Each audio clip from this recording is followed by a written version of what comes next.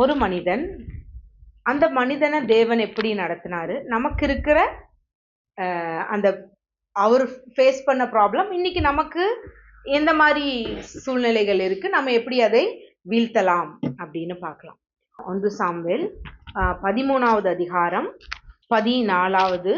கர்த்தர் தம்முடைய இருதயத்திற்கு ஏற்ற ஒரு மனுஷனை தமக்கு தேடி அவனை கர்த்தர் தம்முடைய ஜனங்கள் மேல் தலைவனாயிருக்க கட்டளையிட்டார். இந்த ஒரு மனுஷனை எந்த அதிகாரத்திலே சொல்லிட்டாங்க. இதுதான் தாவீதோட என்ட்ரி. தாவீதும் எப்படிதான் வந்தாரு? வார்த்தையாக தான் வந்தார். அது வரையும் யாரும் தெரியாது. தாவீதுன்ற ஒரு மனுஷனை தெரியாது. இன்னொன்னு சொல்ல போனா தாவீதுக்கே தெரியாது அவன் தேவனுடைய இருதயத்திற்கு ஏற்றவன்னு தெரியவே தெரியாது. ஆனா அப்படிப்பட்டவர் தேவன் சொல்றாரு, நான் என் இருதயத்திற்கு ஏற்ற ஒரு மனுஷனை தேடி அவனை இந்த ராஜ்யத்திற்கு ராஜாவாக இருக்கும்படிக்கு நான் கட்டளையிட்டேன்னு சொல்றான். 1 சாமுவேல் 15:28. அப்பொழுது சாமுவேல் அவனை நோக்கி, கர்த்தர் இன்று உம்மிடத்தில் இருந்த இஸ்ரவேலின் ராஜ்யத்தை கிழித்து போட்டு உம்மை பார்க்கிலும் உத்தமனாயிருக்கிற உம்முடைய தோழனுக்கு அதை கொடுத்தார். தாவீதை தேவன் எப்படி பார்க்கிறார்? உத்தமன். எப்படி பார்க்கிறாரு? உத்தமன். அப்புறம் என்ன சொல்றாரு? உனக்கு தோழன். அவன் எப்படி இருப்பான்? உனக்கு தோழனாய் இருப்பான், உனக்கு சிநேகிதனாய் இருக்கிறவனை நான் என்ன பண்ணிட்டேன்? தேர்ந்தெடுத்து கொண்டேன். அவன் ஸ்தானத்துக்கு தான் வரப்போறான், அவன் ஸ்தானத்துக்கு ராஜாவா தான் வரப்போறான். ஆனா அவன் உனக்கு எப்படி இருப்பான்? தோழனாய் இருப்பான். ஆனா இதெல்லாம் தாவீதுக்கு தெரியுமா? தேவன் அவனை எப்படி பார்த்தாருன்றது தாவீதுக்கு தெரியாது. ஆனா இங்க ஒரு கேள்வி எனக்கு வந்துச்சு. எப்படி இவ்வளவு தேவனுடைய இருதயத்தை மதிமயங்க செய்கிற அளவுக்கு தாவீது என்ன செஞ்சான்? ஆடு மேய்ச்சிட்டு இருந்தானா? ஆடு மேய்க்கிறவங்களுக்கு நீங்க எப்படி இருப்பாங்க பாத்திருக்கீங்களா? அந்த வெயில்ல கருகி, அது உன்னத பாட்டிலே சொல்லுவாரு, நான் வெயில்ல நான் என்னோட இது கருகி போச்சு, நான் அப்படி கருப்பா இருக்கிறேன், யார் என்ன நேசிப்பாருன்னு அவரே சொல்லியிருக்கிறார். ஆனா இவன் எப்படி இருந்தானாமா? சிவந்த மேனியும் சுருள் சுருளா முடியா இருக்கிறவனா, நல்ல சௌந்தரியவானா இருந்தானா. எனக்கு அங்க ஒரு ஆச்சரியம், எப்படியா இவன் ஆடு வச்சுட்டு தான் இருந்தான்? அப்ப நான் நினைக்கிறேன், ஆடை தான் பார்க்கல மேய விட்டுட்டு இவர் உட்கார்ந்து என்ன பண்ணிட்டே இருந்திருக்கிறாரு? தேவனை துதித்தும் அவரோடு கூட ஆராதித்து கொண்டும் அப்படி இருந்திருப்பாருன்னு நான் நினைக்கிறேன். இல்லைன்னா அவர் எப்படிப்பா சௌந்தர்யவானா இருந்திருக்க முடியும்? அப்போ ஏதோ ஒண்ணு தேவன் அவரை நோக்கி உற்று நோக்கி பார்த்து கொண்டிருக்கிறார். இன்னைக்கும் உங்க இருதயத்தை அவர் பார்த்து கொண்டிருக்கிறார். அதனாலதான் தாவீதை தேர்ந்தெடுக்கும் பொழுது, சாமுவேல் வரும் பொழுது, நீ என்ன பண்ற? முகத்தை பார்க்கிற, நான் என்ன பார்க்கிறேன்? இருதயத்தை பார்க்கிறார்னு சொல்றாரு. இப்ப நீங்க இங்கெல்லாம் உட்கார்ந்து இருக்கீங்க அப்படின்னா, நான் உங்க முகத்தை பார்க்கலாம், பரவாயில்ல இவங்க பிரைட்டா இருக்காங்களே, இவங்க சோர்ந்து இருக்கலாங்க, இப்படி நான் உங்க முகத்தை பார்க்கலாம். ஆனா அவர் எதை பார்த்துட்டு இருக்கிறாரு? உங்களுடைய இருதயத்தை பார்க்கிறவராக இருக்கிறார். சோ அவர் எப்படி சொல்றாரு? தாவீதை தேவன் எப்படி சொன்னாரு? அவன் என் இருதயத்திற்கு ஏற்ற ஒரு மனுஷனை தேடிட்டேன், அப்புறம் அவன் உத்தமன், அவன் உனக்கு தோழனாய் இருப்பான்னு சொல்ற. சாமுவேலை தாவீதை போய் அபிஷேகம் செய்யன்னு சொல்றாரு. அதே சாமுவேல் 16:1 பாத்தீங்கன்னா சொல்லுவாரு, பெத்லகேமானாகிய ஈசாயினிடத்திற்கு உன்னை அனுப்புவேன், அவன் குமாரரில் ஒருவனை நான் ராஜாவாக தெரிந்து கொண்டேன். யாரை தெரிந்து கொண்டேன்? ஒருவனை ராஜாவாக தெரிந்து கொண்டேன். இதுவும் யாருக்கு தெரியாது? தாவீதுக்கு தெரியாது. சோ அவனை ராஜாவாக பார்க்கிறார். இன்னைக்கு உங்களையும் என்னையும் கிறிஸ்துவுக்குள் அவர் எப்படிதான் பார்க்கிறாரு? ராஜாவாக பார்க்கிறாரு. என்ன சொல்லுது வசனம்? உங்களை ராஜாக்களும் ஆசாரியர்களுமாக மாத்திருக்கேன் அப்படின்னு இருக்கிறாரு. சோ நமக்கு தெரியாது நம்மளுடைய ஸ்தானம் என்னன்னு, ஆனா அவர் உங்களை எப்படிதான் பார்க்கிறாரு? ராஜாவாக பார்க்கிறார். சோ அதே மனநிலையிலே, ராஜாவின் மனநிலையிலே இருந்து இந்த வார்த்தையை கேளுங்க. இப்படி போறாரு. ஈசா என்ன பண்றாரு? போறாரு, காளையை பிடிச்சிட்டு போறாரு. ஈசாயை கூப்பிடுறாரு, உன் குமாரர்கள் எல்லாம் கூட்டிட்டு வா, நான் உங்க கூட என்ன பண்ணணும்? விருந்து பண்ண வேண்டும்னு சொல்லி கூப்பிடுறாரு. சரி, அதுக்கப்புறம் உன் குமாரர்கள் எத்தனை பேரு? எல்லாத்தையும் கூட்டிட்டு வா அப்படின்னு சொல்லும்போது அவங்க கூட்டிட்டு வராங்க. 1 சாமுவேல் 16வது அதிகாரம் 6வது வசனத்துல யார் வரா? அவனுடைய குமாரர்கள் வராங்க. அப்போ அவர்கள் வந்தபோது அவன் எலியாபை பார்த்தவுடனே, கர்த்தரால் அபிஷேகம் பண்ணப்பட்டவன் இவன் தானாக்கும் என்றான். இவன் சொன்னாரு, இவன் தானாக்கும் என்றான். ஏன்னா ஏற்கனவே ஒரு சவுலை தேர்ந்தெடுத்திருந்தாங்க, மக்கள் தான் தேர்ந்தெடுத்தாங்க. ஆனா சவுல் சரி இவன் இருக்கட்டும்னு. ஏன்னா மக்கள் ராஜா வேணும்னு சொன்னது எப்ப சொல்றாங்க? இந்த சர்டன் பீரியட்ல தான். சவுல் தான் முதல் ராஜா. அதுவரையும் யார் ராஜாவா இருந்தாரு? தேவன் தான் அவங்களுக்கு ராஜாவாக இருந்தாரு. அப்ப இவங்க தங்களுக்கு ராஜா வேணும்னு சொல்லும் போது ஆண்டவர் என்ன பண்றாரு? தன் மனம் வருந்துறாரு. நீங்க நல்லா பாருங்க, அதுவரையும் ஆதியாகமத்திலிருந்து சாமுவேலுக்கு முன்னாடி வரையும் தேவன் அவர் ராஜாவா இருந்த போது அவங்க எவ்வளவு ஈஸியா வந்தாங்க. இவங்க தங்களுக்கு ராஜா வேணும்னு சொல்லி ஒரு ராஜாவை, தேவனால அனுப்பப்பட்ட ராஜாவா இருந்தாலும் இவங்க இன்னும் அவுட் என்ன பண்ணிட்டே இருந்தாங்க? தவறு செஞ்சு இது பண்ணிட்டே தான் இருந்தாங்க. ஆனா அவர் ராஜாவாக இருக்கும் பொழுது அவர்கள் பாதை ரொம்ப ஈஸியா இருந்துச்சு. சோ தங்களுக்கு ஒரு ராஜா வேணும்னு தேர்ந்தெடுக்கிறாங்க. ஆனா இவன் பார்வையில ராஜா எப்படி இருக்கணும்னு நினைச்சான்? நல்லா உயரமா, நல்லா ஹைட்டா, வெயிட்டா, இப்படிதான் ஆண்டவர் சவுலை தேர்ந்தெடுத்தார். அதனால அப்படி ஒரு ராஜாவை சாமுவேல் பார்த்ததுனால யார் வந்து நிக்கிறா? எலியா வந்து நின்னோன இவனாக்கும் அப்படின்றார். இவன் தான் ராஜாவா இருக்கான். ஏன் அப்படி அவர் சொன்னாருன்னு பாத்தீங்கன்னா, கர்த்தர் சாமுவேலை நோக்கி, நீ இவனுடைய முகத்தையும் இவனுடைய சரீர வளர்ச்சியையும் பார்க்க வேண்டாம், நான் இவனை புறக்கணித்தேன். மனுஷன் பார்க்கிறபடி நான் பாரேன். மனுஷன் முகத்தை பார்ப்பான், கர்த்தரோ இருதயத்தை பார்க்கிறார் என்றார். மனுஷன் அன்னைக்கு முகத்தை பார்த்தான், சரீரத்தை பார்த்தான். சரி, அவனுக்கு மாதிரியே ஒரு ராஜா வேணும் தான் சவுலை நான் ஏற்படுத்தினேன்.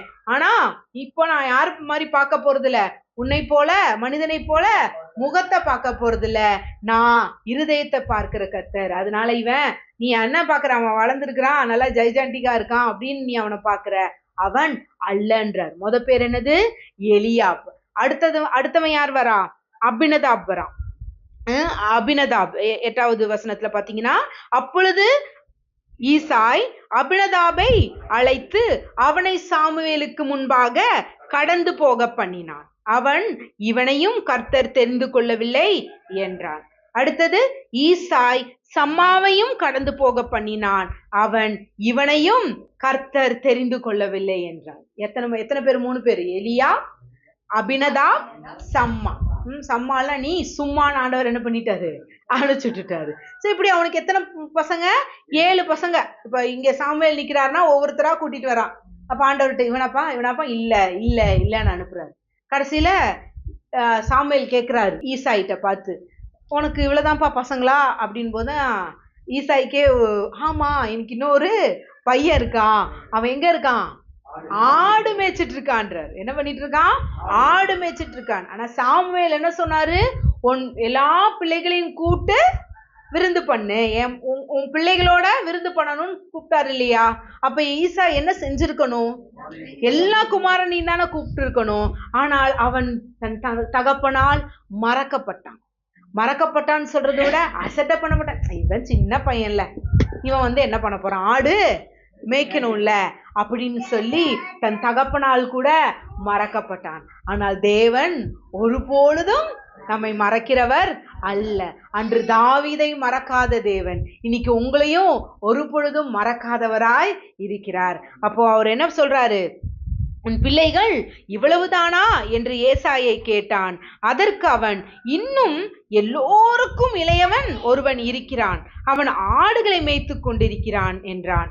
அப்பொழுது சாமுவேல் ஈசாயை நோக்கி, ஆள் அனுப்பி அவனை அழைப்பி, அவன் இங்கே வருமட்டும் நான் பந்தி இருக்க மாட்டேன்றான். இல்லைங்க, அவன் சின்ன பையங்க, அவனை கூப்பிட்டு என்ன பிரயோஜனம்?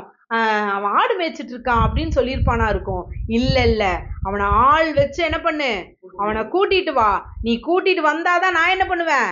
சாப்பிடுவேன்றார். ஏன்னா ஒரு தீர்க்கதரிசி அந்த ஊருக்குள்ள வரும்போதே இவங்க என்ன கேட்பாங்க? பதறி போய், நீர் வருவது எங்களுக்கு சமாதானமானு கேட்கறாங்க. இல்ல, நான் வர்றது சமாதானம் தான், நான் இங்க என்ன பண்ண இருக்கேன்? காளையோட வந்து பலி செலுத்த தான் வந்திருக்கேன், உங்களோட விருந்து பண்ண வந்திருக்கிறேன். ஆனா நான் இப்ப விருந்து பண்ண மாட்டேன், நீ யார கூப்பிடணும்? உன்னுடைய ஆடுகளை மேய்க்கிறவனை நீ கூப்பிட்டு வா அப்படின்னு சொல்லும் பொழுது அவர்களும் ஆள் அனுப்பி அவன் என்ன பண்ணிட்டு போறாங்க, அழைத்து அனுப்புகிறார்கள். ஆள் அனுப்பி அவனை அழைப்பித்தான். அவன் சிவந்த மேனியும் அழகிய கண்களும் நல்ல ரூபம் உள்ளவனாயிருந்தான். அப்பொழுது கர்த்தர், இவன்தான், நீ எழுந்து இவனை அபிஷேகம் பண்ணு என்றார். சாமுவேல் தீர்க்கதரிசி தான், ஆனா ஒரு ராஜாவை அபிஷேகம் பண்ணும் பொழுது சாமுவேலோட இவன் என்னது, இள வயது உள்ளவன் தான். ஆனா சாமுவேலை பார்த்து ஆண்டவர் சொல்றாரு, நீ எழுந்து இவனை அபிஷேகம் பண்ணு.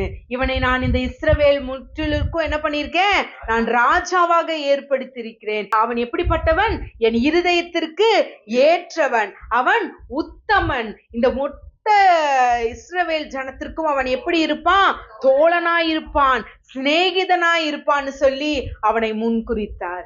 இன்னைக்கு உங்களையும் என்னையும் அவர் எப்படிதான் முன்குறித்திருக்கிறாரு, அவர் உங்களை தன் இருதயத்திற்கு, இவர்கள் எல்லாரும் என் இருதயத்திற்கு ஏற்றவர்கள், உத்தமர்கள், இவர்கள் என்னுடைய பிள்ளைகளுக்கு மாத்திரமல்ல, இந்த பூமியில் உள்ள அனைவருக்கும் உற்ற சகோதரர்களாக, தோழர்களாக இருப்பார்னு தான் நம்மள ஆண்டவர் பார்க்கிறார்.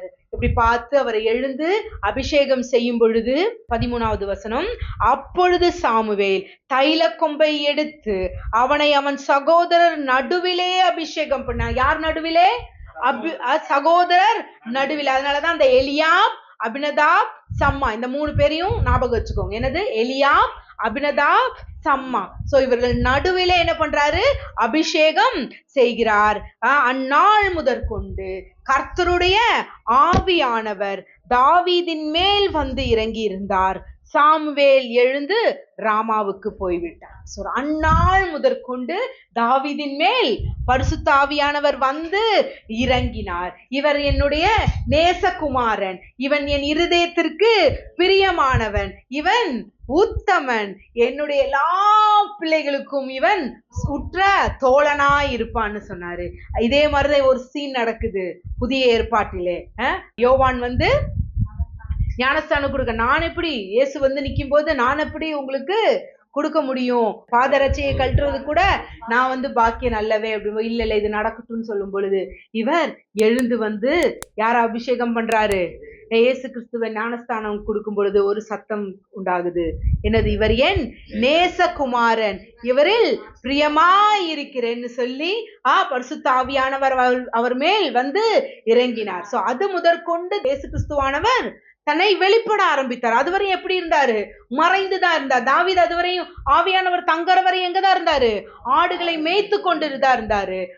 என்னைக்கு ஆவியானவர் தாவீதின் மேல் வந்து இறங்கினாரோ அன்று முதற்கொண்டு வெளிப்பட ஆரம்பித்தார். என்று கிறிஸ்துவ மீது ஆவியானவர் வந்து அமர்ந்தாரோ அன்று முதற்கொண்டு இயேசுவும் தன்னுடைய ஊழியத்தை துவங்கினார். ஆவியானவர் உங்களுக்குள்ளே இருக்கிறார். அப்ப எப்படி நீங்க வெளிப்படாம இருக்க முடியும்? சோ நீங்க விளக்கு கொளுத்தி யாராச்சு மரக்கால்னு விடுங்க, கட்டில் கடியில வைப்போமா? வைக்க மாட்டோம். எங்கதான் வைப்போம்? டியூப் லைட்டை கொண்டு போய் எங்கேயாச்சும் பெட்டு கடியிலையோ ரூமோட கீழே வைப்போமா? இல்ல. எங்க வைப்போம்? மேலதான் வைப்போம். சோ நம்ம எல்லாம் யாரு? விளக்கு. சோ பரிசுத்த ஆவியானவர் உங்களுக்குள் வந்திருக்கிறபடியால் நீங்க எல்லாரும், இது என்ன காலம்? நீங்கள் எல்லோரும் வெளிப்படுகிற காலமாக இருக்குது. சோ வந்து தங்குறாரு. தங்குனதுக்கு அப்புறம் இவரை பற்றியதான செய்தி எல்லாருக்கும் பரவ ஆரம்பிக்குது. சவுலுக்கு ஒரு சம் டிஸ்அட்வான்டேஜஸ் நடக்குது. அப்போ ஆள் அனுப்பி என்ன பண்றாங்க, ஒரு சுரமண்டலம் வாசிக்கிறவனை தேடுகிறார்கள். அப்போ ஒருத்தர் வந்து சொல்றாரு, இவரோட குவாலிட்டி எப்படி வெளியில வருதுன்னு பாருங்க. 1 சாமுவேல் 16வது அதிகாரம் 18வது வசனம். அப்பொழுது அந்த வேலைக்காரரில் ஒருவன் பிரதியுத்தரமாக, இதோ பெத்லகேமியனாகிய ஈசாயின் குமாரன் ஒருவனை கண்டிருக்கிறேன், அவன் வாசிப்பதில் தேறினவன், அவன் பராக்கிரமசாலி, யுத்த வீரன், காரிய சமர்த்தன், சௌந்தரிய உள்ளவன், கர்த்தர் அவனோட கூட இருக்கிறார். ஆமென். எத்தனை வெளிப்பாடு! கிறிஸ்து உங்களுக்குள் இருக்கும் பொழுது மத்தவங்க உங்களை பார்த்து என்ன சொல்லுவாங்க? இவன் வாசிப்பதில் தேறினவன், பராக்கிரமசாலி, யுத்த வீரன், காரிய சம்மர்தன். காரிய சம்மர்தனா என்னது? ஒரு வேலை செஞ்சானா பர்ஃபெக்டா செஞ்சிருவாங்க. 10 மணி நேரம் 12 மணி நேரம் விளக்குற வேலைய 5 மணி நேரத்துல பர்ஃபெக்டா முடிச்சிருவாங்க. அவன் காரிய சமர்த்தன். ஒருவேளை அவன்கிட்ட கொடுத்து பாருங்க, அவன் பர்ஃபெக்டா முடிச்சிருவான் அப்படின்னு சொல்ற காரிய சமர்த்தன், பராக்கிரமசாலி, யுத்த வீரன்றாரு. இங்க அவன் என்னது, சின்ன இளையவன். அவன் எப்படிப்பட்டவன்? இளையவன். ஆனா மனித பார்வைக்கு அதுவரையும் இளையவனாக தெரிந்தவன் இன்னைக்கு எப்படி தெரியறான்? அவன் யுத்த வீரன். யுத்தத்துக்கு எங்க போனானே தெரியலையே. யுத்தத்துக்கா போனா? அவன் ஆடுல மேய்ச்சிட்டு இருந்தான். ஆனா மனுஷ கண்ணுக்கு தெரியுது அவன் யுத்த வீரன், பராக்கிரமசாலி, காரிய சமர்த்தன். இதெல்லாம் போக இஸ் ஹேண்ட்ஸம் கை. அவன் எப்படிப்பட்டவன்? சௌந்தரிய முள்ளவன்றா. ஏன் இதை போய் ஒரு ராஜாட்ட இவ்வளோ எக்ஸ்பிளனேஷன் கொடுக்குறாங்க பாரு. இப்படி சொல்லி அவன் வரான். வந்ததுக்கு அப்புறம் சவுலும் அவனை என்ன பண்றான்? நேசிக்க ஆரம்பிக்கிறான். 21வது வசனத்தின்படி அவனுக்கு முன்பாக நின்றான். யாருக்கு முன்பாக? தாவீது சவுலுக்கு முன்பாக நின்றான். சவுல் தாவீதை மிகவும் சிநேகித்தான். தாவீது சவுலுக்கு ஆயுததாரியான். சோ என்ன பண்ணிட்டு இருந்தவன்? ஆடு மேய்ச்சிட்டு இருந்தவன். அபிஷேகம் ஆன உடனே ஃபர்ஸ்ட் குவாலிட்டி எங்க வருது? ஆயுததாரி ஆகுறான். ஆயுததாரினா சொல்ல போனா பிளாக் கேட்னு வச்சுக்கோமே. சரி, இப்படி அவனுடைய பாருங்க, ஆவியானவர் வந்த உடனே ஒவ்வொரு வளர்ச்சி ஏற்படுது. ஆனா இந்த வளர்ச்சி வெளியில தொடங்கிறதுக்கு முன்னாடி அவனுக்குள் ஒரு உள்ளான வளர்ச்சி என்ன பண்ணிட்டே இருந்திருக்கு? நடந்துகிட்டே இருந்திருக்கு. எப்போ? அவன் தனித்திருக்கும் பொழுது, ஆடுகளை மேய்த்து கொண்டு இருக்கும் பொழுது. சோ இன்னைக்கு நம்ம வெளியில வரணும், வெளியில நம்ம தெரியணும்னு நம்ம ஆசைப்படுவோம் அப்படின்னா ஃபர்ஸ்ட் நம்ம உள்ளார்ந்த மனிதன் நாளுக்கு நாள் என்ன பண்ணிட்டே இருக்கணும்? தேவனுடைய அந்த பிரசனத்துல வளர்ந்து கொண்டே, காடியில அந்த எண்ணெயில அந்த உப்பு மிளகால எல்லாம் உள்ள போட்டாதான் மாங்காய் ஊறுகாவாகுது. அப்ப இது மாங்காவை கொஞ்சம் கடிக்குமா புளிக்கான இது ஒரு வேற டேஸ்டோட நமக்கு கிடைக்குது. சோ அது ஊற ஊற ஊற நீங்க இவ்வளோண்டு போட்டா போடும், அது நீங்க ஒரு சட்டி சோறையா சாப்பிடலாம். மாங்காவா இருக்கிற வரையும் நறுக்குன்னு கடிச்சு ஒவ்வொரு வாய்க்கு இது பண்ணணும். ஆனா அது ஊறுகாவாய் மாறும் பொழுது இவ்வளோண்டு ஒரு ஊறுகா நீங்க ஃபுல் தட்டு சாப்பாடையும் நீங்க அப்படியே மாறி ஆயிடுது. அதே மாதிரிதான் நீங்க கர்த்தருக்குள் ஊற ஊற உங்க ஃபுல் ஸ்ட்ரென்த்தையும் போய் எல்லா விஷயத்துலயும் காமிக்கணும்னு அவசியமே இல்லை. டக்குன்னு ஒரு ஸ்பார்க், ஒரு லைட் ஆண்டவர் இப்படி செய்ய அப்படின்றவாரு, டக்குன்னு என்ன பண்ணிடுவீங்க? செஞ்சிருவீங்க. அது அநேகருக்கு அது ஆசீர்வாதமாக மாறும். ஸோ இப்படி ஒரு பெரிய ஒரு உள்ளார்ந்த மனுஷன்ல வளர்ந்துட்டு இருக்கான். ஸோ அப்படி இருக்கும்போது இந்த சவுல் எல்லாம் இருக்கும்போது ஒரு மனிதன் வருகிறான், ஒரு பெலிஸ்டன். அவன் பேர் என்னது? கோலியாத். கோலியாத் அப்படின்ற பேருக்கு என்ன அர்த்தம் தெரியுமா? 9 அடிக்கு ஒருத்தன் வந்து நிக்கிறான். பெலிஸ்தன்ல ஒருத்தன் தான், நிறைய பேர் இல்ல. ஆனா இவங்க எப்படி நிக்கிறாங்கன்றதையும் பார்ப்போம். 17:2 சவுலும் இஸ்ரவேல் மனுஷரும் ஒருமித்து கூடி ஏலா பள்ளத்தாக்கிலே பாளையம் இறங்கி பெலிஸ்தருக்கு எதிராக யுத்தத்திற்கு அணிவகுத்து நின்றார்கள். எப்படி நின்னாங்க? அணிவகுத்து நிக்கிறாங்க. பெலிஸ்தர் அந்த பக்கத்தில் ஒரு மலையின் மேல், இஸ்ரவேல் இந்த பக்கத்தில் ஒரு மலையின் மேலும் நின்றார்கள். அவர்களுக்கு நடுவே பள்ளத்தாக்கு இருந்தது. அப்ப எப்படி?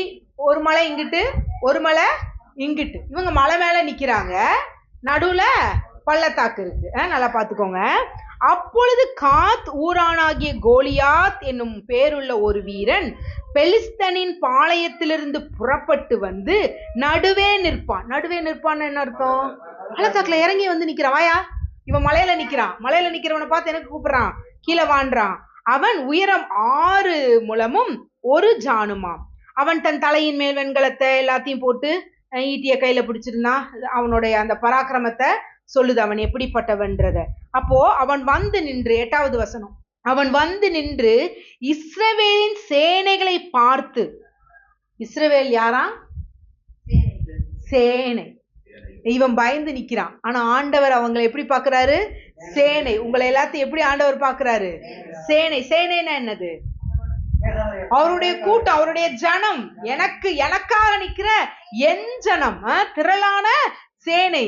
சோ இஸ்ரவேல் சேனைகளை பார்த்து சத்தமிட்டு, நீங்கள் யுத்தத்திற்கு அணிவகுத்து நிற்கிறது என்ன? அணிவகுச்சு இப்படியே நின்னுகிட்டே இருக்கீங்களே, என்ன, நான் பெலிஸ்தன் அல்லவா, நீங்கள் சவுலின் சேவகர்கள் அல்லவா, உங்களில் ஒருவனை தெரிந்து கொள்ளுங்கள். அவன் என்ன சொல்றான்? ஒருத்தனை சூஸ் பண்ணு, ஒருத்தனை சூஸ் பண்ணி கீழே வா, நீ எல்லாரும் வரணும், நீங்களாம் சவுலோட ஆள் இல்ல, எத்தனை போற ஜெயிச்சுட்டு வந்துட்டீங்க, நீங்க சவுலோட ஆள் இல்ல, வாங்க வந்து ஒருத்தனை சூஸ் பண்ணி என்ன ஜெயி. அப்ப நான் என்ன செய்யறேன்? அவன் என்னோட யுத்தம் பண்ணவும் என்னை கொல்லவும் சமர்த்தனானால் நாங்கள் உங்களுக்கு வேலைக்காரராயிருப்போம். நான் அவனை ஜெயித்து அவனை கொள்வேனானால் நீங்கள் எங்களுக்கு வேலைக்காரராயிருந்து எங்களை சேவிக்க வேண்டும் என்று சொல்லி என்ன சொல்றான்? நான் ஜெயிச்சேனா நான் உனக்கு வேலைக்காரன், நாங்க எல்லாருமே உங்களுக்கு வேலைக்காரன், நீ என்ன ஜெயிச்சேனா நீ எங்களுக்கு வேலைக்காரன். யோசிச்சு பாருங்க, எத்தனை விஷயங்கள்ல நம்ம இப்படி கோலியாத்தை போல இருக்கிற எத்தனை பிரச்சனைகளுக்கு நம்ம இன்னைக்கு வேலைக்காரர்களா இருக்கோம், அடிமைகளா இருக்கும். கோலியாத்துனா என்ன பேருனா, அவன் எல்லாவற்றையும் இருக்கிறதெல்லாம் நம்ம கிட்ட இருந்து உரிந்து எடுப்பவன்னு பொருள். என்னது? அவன் நம்ம கிட்ட இருக்கிற எல்லாவுடைய, அப்ப நம்ம கிட்ட இருக்கிறது என்னது? அற்புதம், அதிசயம், அடையாளம்,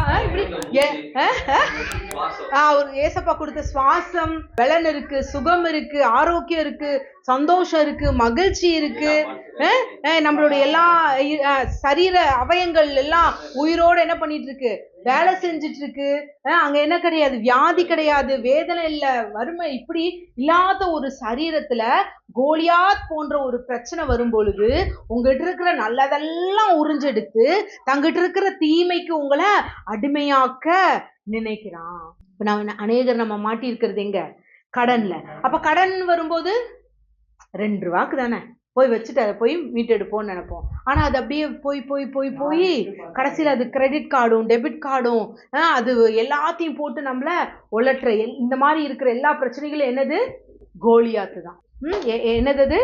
கோலியாத். அப்போ அந்த கோலியாத்துக்கள் என்ன சொல்லுது?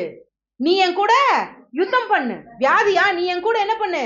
யுத்தம் பண்ணு. நீ ஜெயிச்சேனா நான் உனக்கு அடிமை, நான் ஜெயிச்சேனா நீ எனக்கு அடிமை.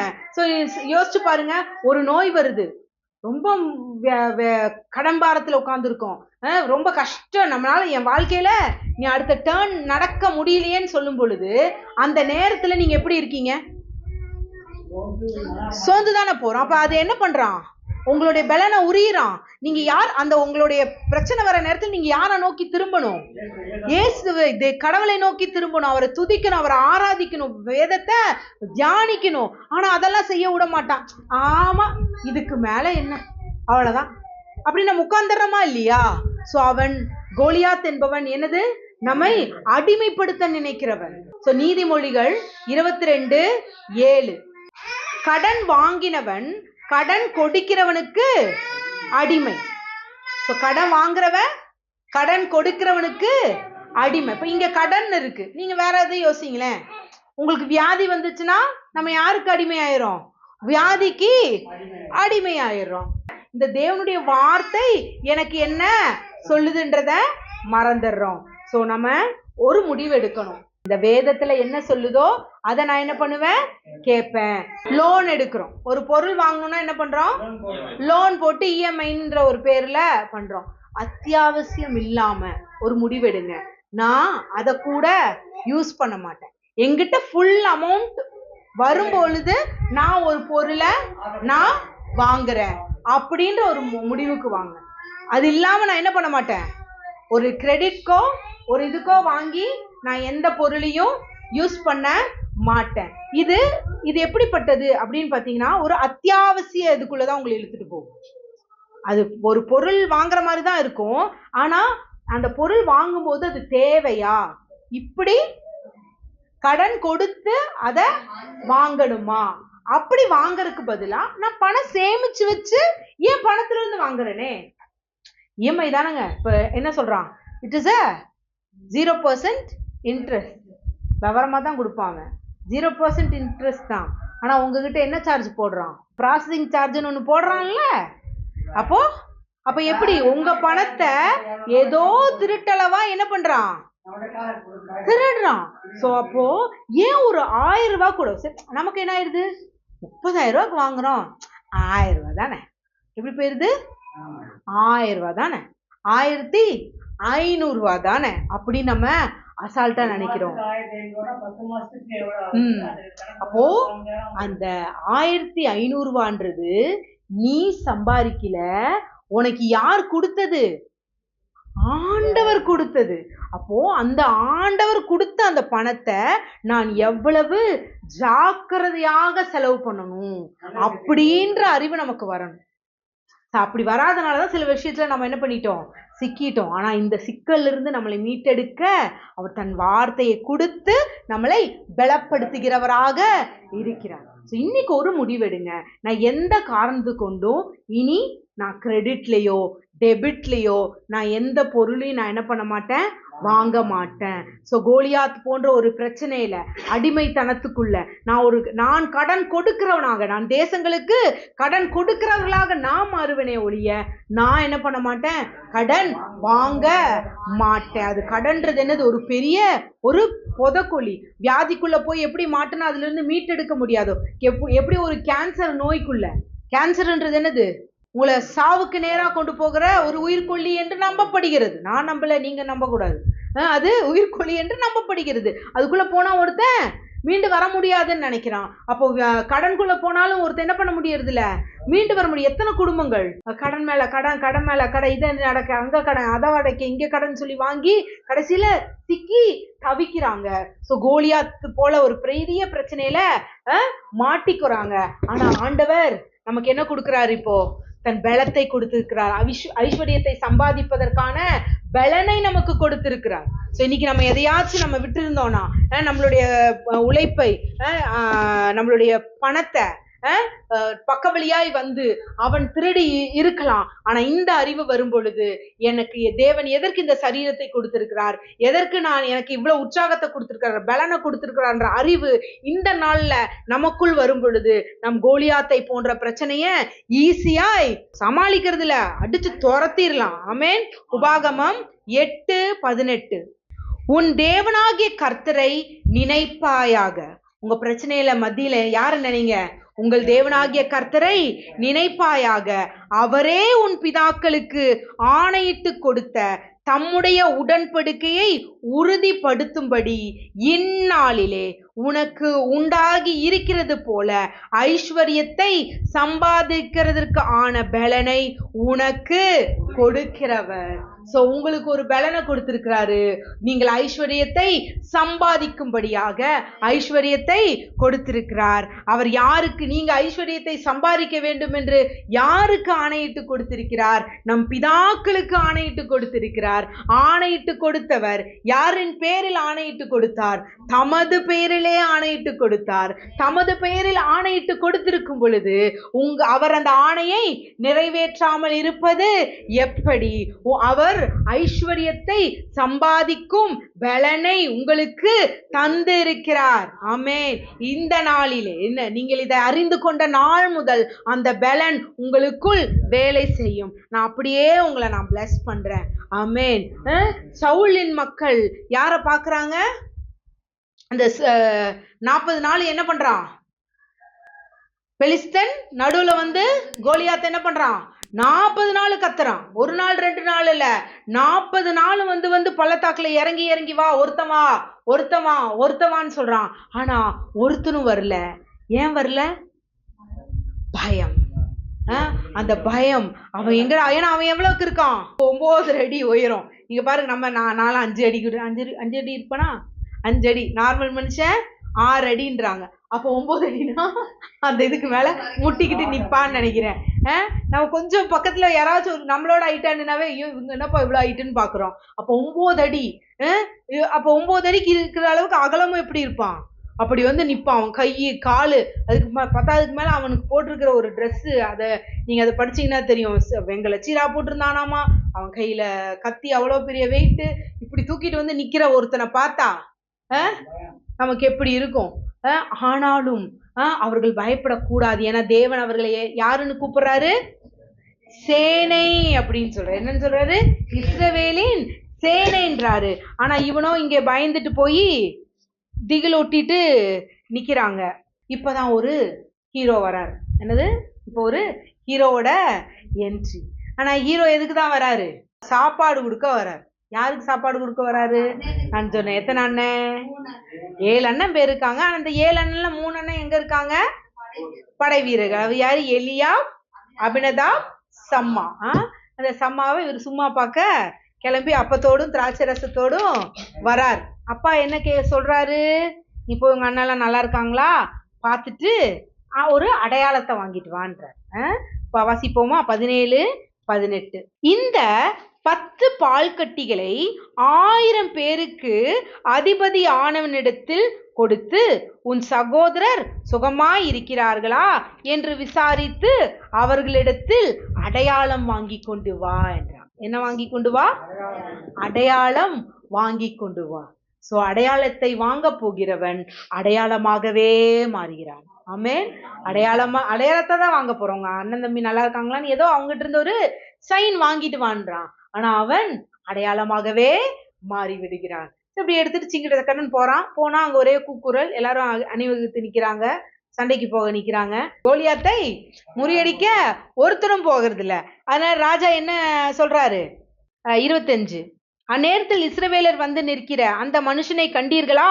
இஸ்ரவேலை நிந்திக்கிற வந்து நிற்கிறவன், இவனை கொல்லுகிறவன் எவனோ அவனை ராஜா மிகவும் ஐஸ்வர்யவனாக்கி அவனுக்கு தம்முடைய குமாரத்தியை தந்து அவன் தகப்பன் வீட்டார் இஸ்ரவேலிலே சர்வ மானியம் கொடுப்பார். ஃப்ரீ டாக்ஸ், ஃபுல்லா டியூட்டி டாக்ஸ், இன்கம் டாக்ஸ் எல்லாமே ஃப்ரீ அப்படின்னு சொல்ற. அது மட்டும் இல்ல, என் பிள்ளைய உனக்கு கல்யாணம் பண்ணி தரேன், நீ எல்லாத்துலயும் ஏன்னா நீ எனக்கு ஈக்குவல் ஆகணும் இல்லையா?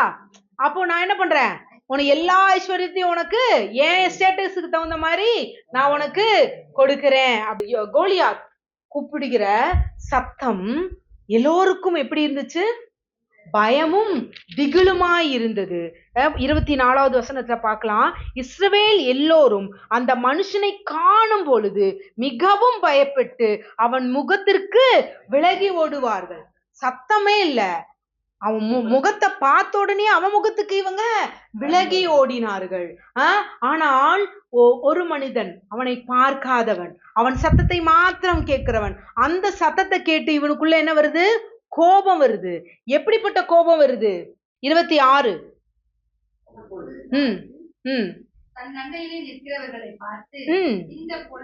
பெலிஸ்தனை நீக்குகிறவனுக்கு என்ன செய்யப்படும்? ஜீவனுள்ள தேவனுடைய சேனைகளை நிந்திக்கிறதற்கு விருத்த சேதனம் இல்லாத இந்த பெலிஸ்தன் எம்மாத்திரம். ஜீவனுள்ள தேவனுடைய சேனை. நீங்கெல்லாம் யாரு? தேவனுடைய சேனை. இந்த சேனை அவன் ஆண்டவரோட பேரையே இங்க இது பண்ணல. ஏன் நீங்கெல்லாம் ஆண்டவரோட சேனையா?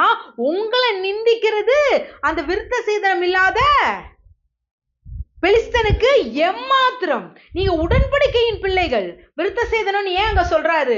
விருத்த சேதனம்னா நீயும் நான் தேவனும் நீயும் என்ன பண்ணப்பட்டீங்க? உடன்படிக்கை போடப்பட்டீங்க.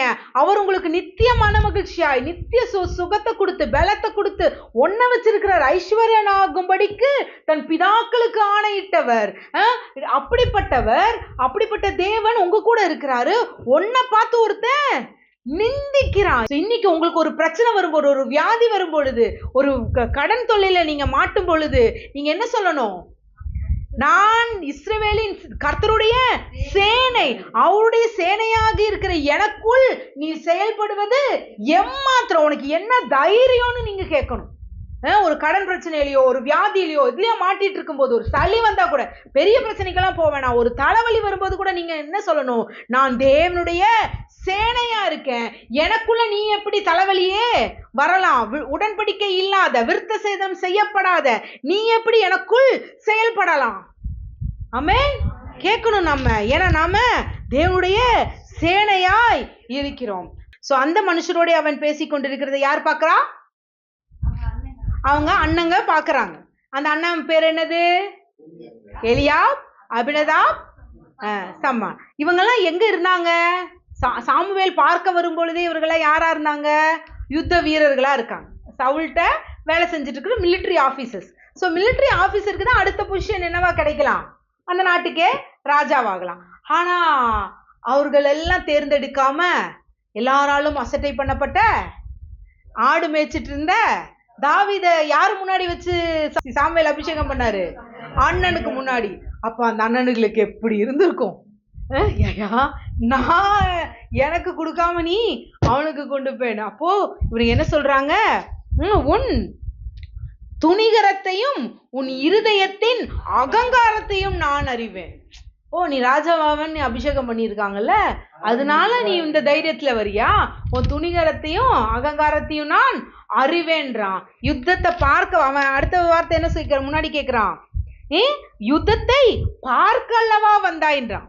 என்ன கேட்கிறான்? யுத்தத்தை பார்க்கல்லவா வந்தேன்றான். அப்ப இவன் சொல்றான், நான் வந்ததற்கான நோக்கம் இல்லையா, நான் யுத்தத்தை பார்க்க வரவில்லை, நான் யுத்தம் செய்ய வந்தேன்றான். ஆமென். சோ இன்னைக்கு நீங்க ஒரு யுத்தத்தை பார்த்து கொண்டு இருக்க வேண்டாம். ஒரு பிரச்சனையில இருக்கும்போது, ஆமா இவ்வளவுதான், இந்த பிரச்சனையில அவ்வளவுதான், நான் எனக்கு ஒன்னும் செய்ய முடியாதுன்னு நம்பிக்கையெல்லாம் உட்கார்ந்துடாதீங்க. நீங்கள் யுத்தத்தை பார்க்க வந்தவர்கள் அல்ல, யுத்தம் செய்ய வந்தவர்கள். ஆனா அந்த யுத்தத்தையும் நீங்க செய்ய வேண்டாம், யுத்தம் கர்த்தருடையது. ஆமென். உங்கள் யுத்தம் கர்த்தருடையது. இந்த அறிவு வந்தாவே போதும். நம்ம அந்த பிசாசுக்கு எதிர்த்து நிக்கணும்ன்ற அறிவு வந்தாவே போதும். அவர் எடுத்து மற்றவர்களை செய்து விடுவார். சவுல்ட்ட நான் போறேன், யுத்தத்துக்கு போறேன் அப்படின்னு சொல்லி சவுலிடம் போகிறான். சவுல்ட்ட போய் அவர் என்ன சொல்றாரு? 32 தாவீது சவுலை நோக்கி, இவன் நிமித்தம், யாரு நிமித்தம்? கோலியாத் மலை போல இருக்கிற இவனின் நிமித்தம் உங்கள் இருதயம் ஒருவனுடைய இருதயமும் கலங்க வேண்டியதில்லை. உம்முடைய அடியானாகிய நான் போய் இந்த பெலிஸ்தனோடே யுத்தம் பண்ணுவேன் என்றான். ஆமென். சோ நீங்க போய் என்ன பண்ண வேண்டாம். கோலியாத் போடுற இருக்கிற இவனை பார்த்து நீங்க உங்க இருதயம் கலங்க வேண்டாம், நான் போய் உங்களுக்காக யுத்தம் செய்யறேன்றாரு.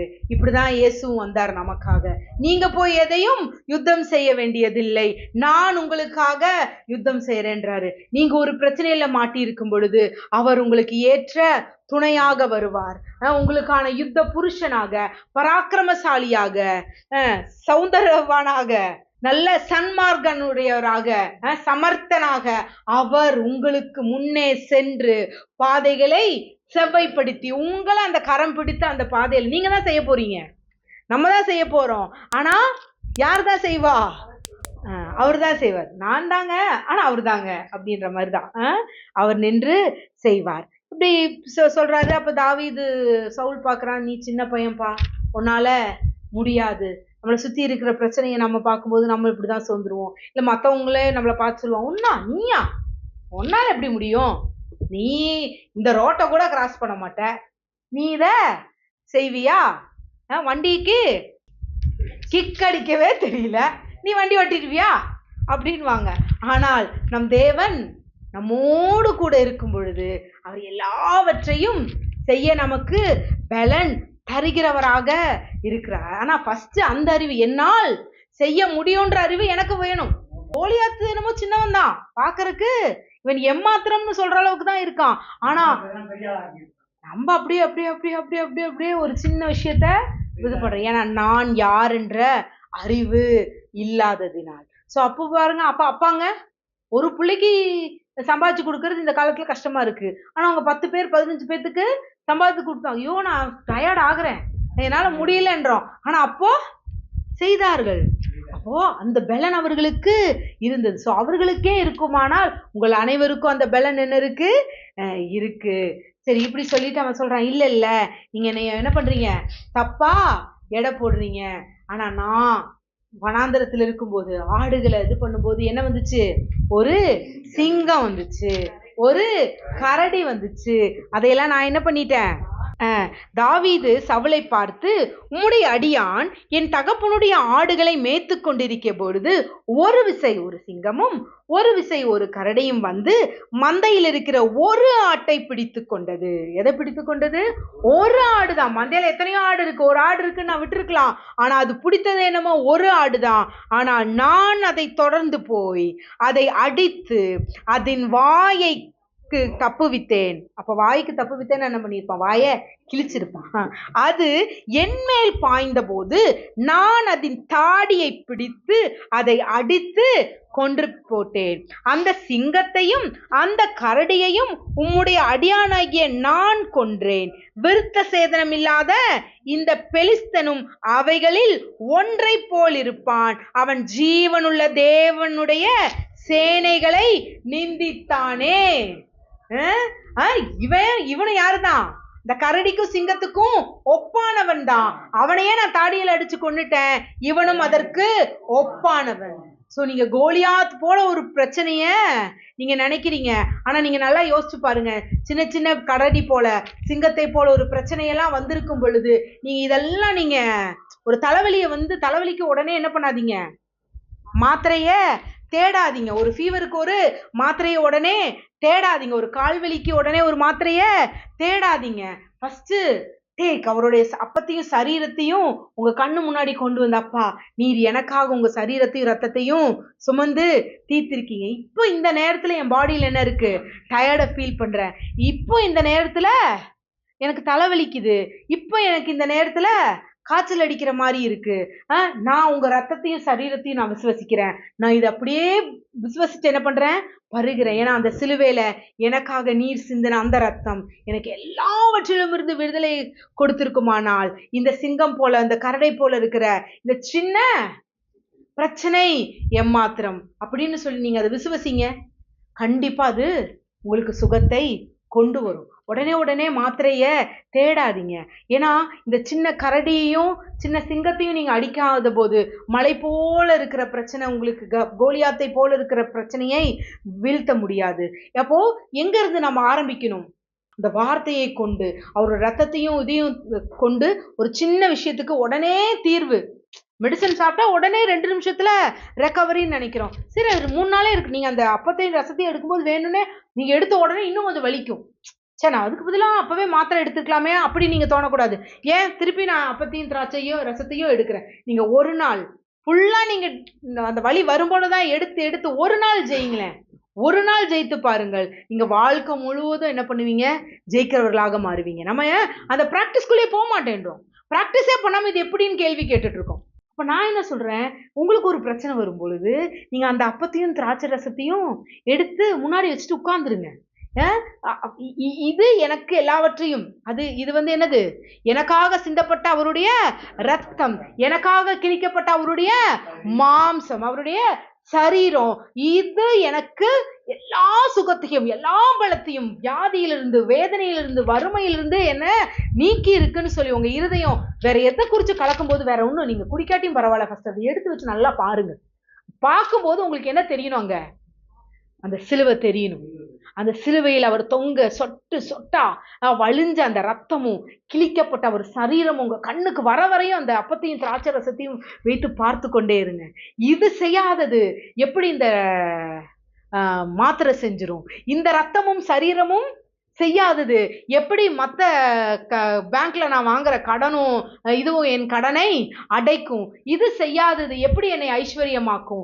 அப்படின்னு சொல்லி நீங்க என்னென்ன பிரச்சனை நினைச்சிட்டு இருக்கீங்களோ, சிலுவையும் உங்க பிரச்சனையை நீங்க கம்பேர் பண்ணும்போது கண்டிப்பா உங்க உள்ளார்ந்த மனிதன் நாளுக்கு நாள் பலப்பட்டு நம்ம யுத்த புருஷனாக, ஒரு யுத்த வீரனாக எந்திரிச்சு நிற்போம். இவன் கேட்கிறான், இவன் எம்மாத்திரம், நான் சிங்கத்தையும் கரடியையும் கொன்று போட்டேனே. அப்ப ஒரு பெரிய பிரச்சனை அவன் என்னவா பாக்குறான்? ஒரு மிருகமா பாக்குறான். கோலியாத் அவன் மனுஷனாவே கன்சிடர் பண்ணல, இவன் எம்மாத்திரம் அப்படின்னு சொல்லி சொல்றான். நீதிமொழிகள் 28:15. ஏழை ஜனங்களை ஆளும் துஷ்ட அதிகாரி கெர்ஜிக்கும் சிங்கத்திற்கும் அலைந்து திரிகிற கரடிக்கும் ஒப்பாயிருக்கிறான். கெர்ஜிக்கிற சிங்கம் யாரா? ஏழை ஜனங்களை துஷ்ட அதிகாரி. கரடி யாரா? அலைந்து திரிகிற. அப்ப யார பிடிக்கலாம், யார இது பண்ணலான்னு திரிகிற கரடி. உங்ககிட்ட இருந்து அவன் எதை விழுங்க முடியும்னு தெரியுமா? எதை திருட முடியும்னு உங்களுக்கு தெரியுமா? உங்க சிந்தனை மட்டும்தான் திருட முடியும். ஆதாம் கிட்ட தோட்டத்துல செஞ்ச வேலை என்னத்தை வஞ்சிக்கிறான்? சிந்தனையை தான் வஞ்சிக்கிறான். நீ கடவுள் மாதிரி இல்ல, அவர் உனக்கு ஆளுகை கொடுக்கல, நீ இதை சாப்பிட்டேனா தேவர்களை போய் ஆவீர்கள்னா. பழத்தை சாப்பிட்டது தப்பு இல்லைங்க, நல்லா புரிஞ்சுக்கோங்க. ஆதாம் பழத்தை சாப்பிட்டது தவறல்ல. ஆனா அவன் சாப்பிடுறதுக்கு முன்னாடி ஒரு விஷயம் அவன் சொன்னான் பாத்தீங்களா, அவன் நம்பிட்டான். தன் சாயல் இன்னது என்பதை அவன் மறந்தான். இன்னைக்கு நம்மளும் என்ன பண்ணிட்டு இருக்கோம், வியாதியில போகும்போது, கடன் பிரச்சனையில போகும்போது, இந்த வியாதியா அவ்வளவுதான், ஒரு தலைவலி வரும். ஆனா தலைவலிக்கு அந்த நீர் கோத்துக்குச்சுங்க, அந்த நீர் கோத்துக்குச்சுன்னா பிரெயின்ல கட்டி ஆயிருங்க, அப்படி ஆயிருங்க, இப்படி ஆயிருங்க. ஒரு சின்ன ஒரு கையில கொப்பளம், ஐயோ இந்த கொப்பளம் வந்துச்சுன்னா இது அப்படியே விட்டுச்சுன்னா அது இதாகி ஸ்கின் கேன்சர் வந்துடும், இப்படின்ற அறிவு. ஆனா அதெல்லாம் இல்ல, இது ஒரு சின்ன ஒரு கட்டி, இது ஒண்ணுமே இல்ல, நான் யாருடைய சாயலா இருக்கேன், அவரோட சாயலா இருக்கேன், இது எல்லாம் என்ன ஒன்னும் செய்யாது. சோ ஆளுகையே அவன் கையில் கொடுக்கப்பட்டுச்சு. சோ ஆளுகையே அவன் மறந்தான். அவன் டொமினியன், அவன் கையில கொடுத்தது என்ன, டொமினியன். ஆனா இந்த டொமினியன் அவனை மறக்கணும்னு தான் அந்த பிசாசு என்ன பண்றான், அவனோடு தினமும் வந்து உரையாடுகிறான். அப்ப அந்த உறவாட இவன் இங்க இருந்த உறவாடுதலை மறந்து அந்த உறவாடுதலுக்கு போய் தன் செவியை சாய்த்து, இவனுடைய ஆத்மா யார் பக்கம் இருந்துச்சு, தேவன் பக்கம் இருந்த ஆத்மா. இவன் சிந்தை முழுவதும் தேவனால் நிறைந்திருந்தது.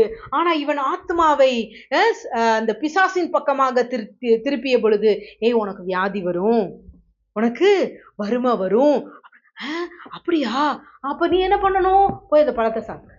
அவர் சாப்பிட வேணான்னு சொன்னார்ல, ஏன் சாப்பிட வேணான்னு சொன்னாரு, இதெல்லாம் வரும் உனக்கு தெரியுமா, நீ அந்த பழத்தை சாப்பிட்டேன்னா உனக்கு வராது, ஏற்கனவே எனக்கு வரல, அதுதான் உண்மை.